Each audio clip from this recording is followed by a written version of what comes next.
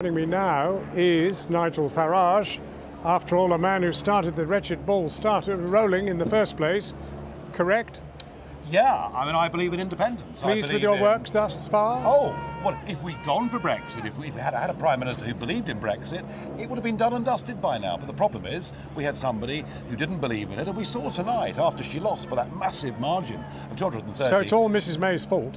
She doesn't want us to be an independent country. And that's the problem. Poor old thing. She's really struggled on this thing. She's given her all, you must admit. Well, she's useless. I mean, you can try hard and be useless, and she is utterly useless.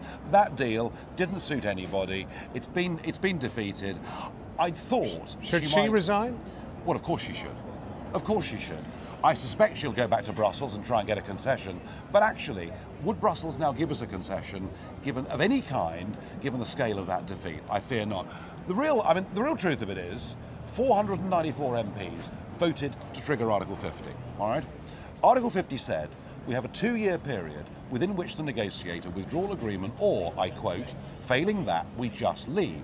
So to honour the referendum result, to honour their own vote in Parliament, what should happen is we should now be preparing to leave on WTO terms on March the 29th. This Parliament has represented the people quite brilliantly.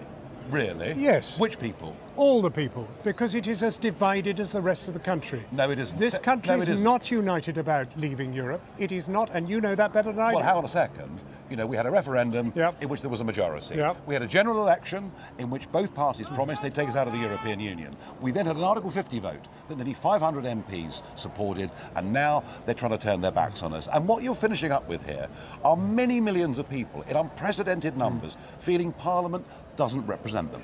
Well, now, news coming in from the Parliament, the motion of confidence against the Prime Minister will be heard at 7 p.m. tomorrow night. What a funny thing. I have a feeling we'll be on air at exactly the same time. You better join us. Nigel Farage, what should happen? Well, what should happen is we should leave on WTO terms. No. I mean, what should happen tomorrow night? Oh, tomorrow night? Oh, well, I can't see the DUP. You're going to be supporting Labour. This will be a first of all time. I can't see the DUP You're suddenly in bed with Nigel Corbyn. Oh, listen, I've worked with Labour Eurosceptics over the years and shared many platforms with them. No, I don't think he'll succeed because the DUP will not support this, in my view. I think, if you ask me what I really think is going to happen, I think that'll go down. And I think we're going to finish up, and I'm talking against my own book here, but I think the most likely outcome now is an extension of Article 50. And that she will survive. Yes. Because the DUP have said that they will support her. Well, and the other point is, if she actually, you would support her too. Well, no, I don't support her, but the Tory party is fearful. You said terrible things about her, but you would have to support her tomorrow. I think she's the worst Prime Minister in living memory. So you want her defeated tomorrow night? No, Well, come on, she can't be the worst Prime Minister of all time. I think she should resign. I think she shouldn't wait till 7 p.m. tomorrow. She should go. So she's failed. You want her defeated? She's failed, but the problem, of course, is it'll put the Tory party into a civil war. You're between a rock and a hard place. You don't want her. She might prevail. Democracy might dictate that she remains.